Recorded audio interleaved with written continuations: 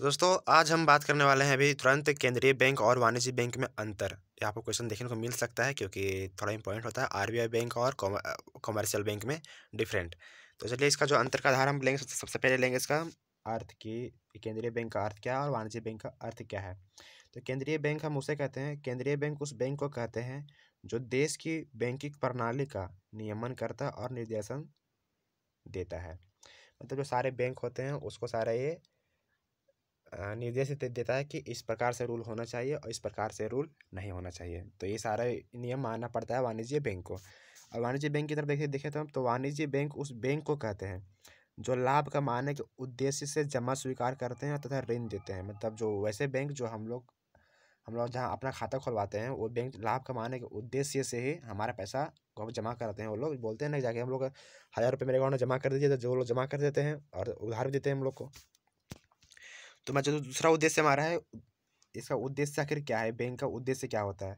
तो जो केंद्रीय बैंक जो आरबीआई का उद्देश्य होता है, ये इसका उद्देश्य मुद्रा तथा साख पर नियंत्रण कर के देश में स्थिरता लाना है।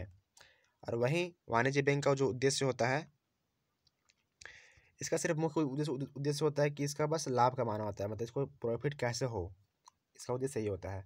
आरबीआई का जो संबंध है वो किससे है, तो इसका संबंध जनता के साथ सीधा संबंध नहीं होता, मतलब इनडायरेक्ट रूप से इसका संबंध जनता के साथ में होता है, बट होता है। बाकी जो इसका जो संबंध होता है कॉमर्शियल बैंक का, व्यापारी बैंक का, इसका संबंध जनता के साथ सीधा संबंध होता है। मतलब सीधा हम लोग बैंक जाते हैं, बोलते हैं कि मेरा ये काम है, ये काम कर दीजिए, तो डायरेक्ट हम लोग जाके ये सब बैंक से सीधा उसका संबंध रहता है हमारा। और आरबीआई का नहीं रहता है। विदेशी मुद्रा, तो आरबीआई विदेशी मुद्रा का आरक्षण का संरक्षण है। और वही कॉमर्शियल बैंक जो होता है, व्यापारी बैंक, केवल विदेशी मुद्रा का लेन देन करते हैं। बाकी मतलब जैसे डॉलर में कन्वर्ट करने का काम होता है वो हमारा कॉमर्शियल बैंक करता है, कि जो डायरेक्ट जो उसका काम होता है सीधा लेन देन करने वाला, उसका सुरक्षित करने वाला, वो होता है सारा आरबीआई का काम। तो चलिए ये है कि क्वेश्चन इंपॉर्टेंट जो मैंने आपको बता दिया। नेक्स्ट क्वेश्चन हमारा है कि प्रत्यक्ष कर एवं अप्रत्यक्ष कर के बीच अंतर।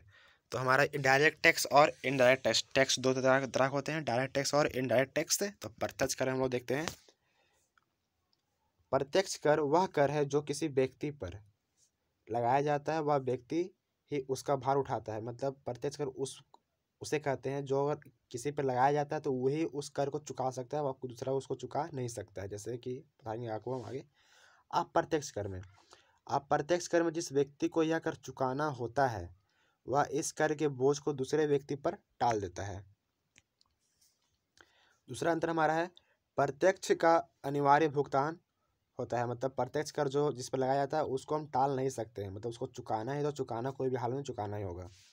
अप्रत्यक्ष कर व्यक्ति संबंधित वस्तु नहीं खरीदने पर बच जाते हैं। मतलब जो अप्रत्यक्ष कर होते हैं वो जीएसटी के रूप में लगाया जाता है, फिर किसी और प्रकार के रूप में कर लगाया जाता है। तो अगर हम उसको नहीं, अगर किसी वस्तु पर लगा हुआ है, सामान पर लगा हुआ है जीएसटी कर, और उस वस्तु को अगर हम नहीं खरीदते हैं तो हम उससे उस टैक्स से हम बच जाते हैं।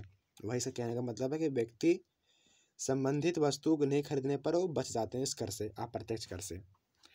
तीसरा अंतर हमारा है कि यह प्रगतिशील कर होते हैं, जैसे आय कर, निगम कर, संपत्ति कर। मतलब कि जैसे जैसे अगर किसी व्यक्ति के आय में बढ़ोतरी होगा तो वैसे वैसे उसका जो टैक्स का जो दर होता है वो भी बढ़ना शुरू हो जाएगा। और अप्रत्यक्ष कर में यह प्रगतिशील कर नहीं है, जैसे उत्पाद शुल्क, सीमा शुल्क, वस्तु एवं सेवा कर। तो हम 2 क्वेश्चन आज देख लिया। तो दोस्तों एक क्वेश्चन ऐसा रहेगा, कि दोस्तों जिसमें आपको बोलेगा कीमत लॉस निकालने के लिए, तो उसका क्वेश्चन देख लीजिए। इस प्रकार से रहेगा, उसमें इस तरह से बनाया हुआ रहेगा आपका कॉलम।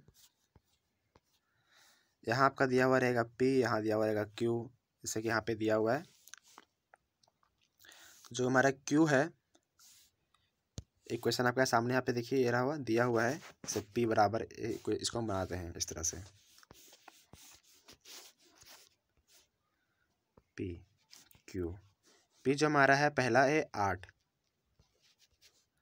और P1 कितना है 6। क्यू हमारा कितना है पहला 32, और ये कितना है Q1 42। तो ऐसा क्वेश्चन आपको मिलेगा, बोलेगा कीमत लॉस निकालने के लिए इलास्टिसिटी ऑफ डिमांड। तो चलिए इस क्वेश्चन को देखते हैं।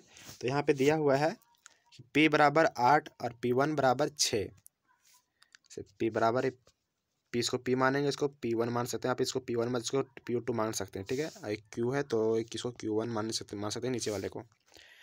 तो इसका जो फॉर्मूला होता है अगर डेल्टा पी निकालना मतलब प्राइस में चेंजेज, डेल्टा पी का जो फॉर्मूला होता है पी होता है माइनस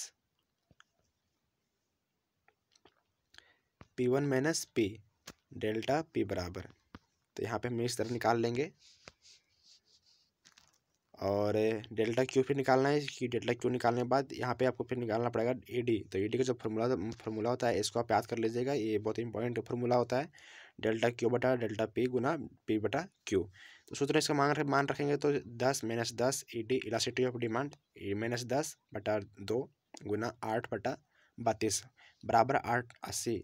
ये दोनों को जब हम गुना करेंगे तो 80 हमारा आ जाता है और 32 दूनी 64। अभी दोनों जब भागा देंगे तो हम हमारा 1.25 आएगा, ये उसका हमारा जाएगा आंसर। तो इलास्टिसिटी ऑफ डिमांड क्या है, 1 से ज़्यादा है। तो कीमत लोच इकाई से अधिक अथवा सापेक्षिक लोचदार है। नेक्स्ट क्वेश्चन देखते हैं।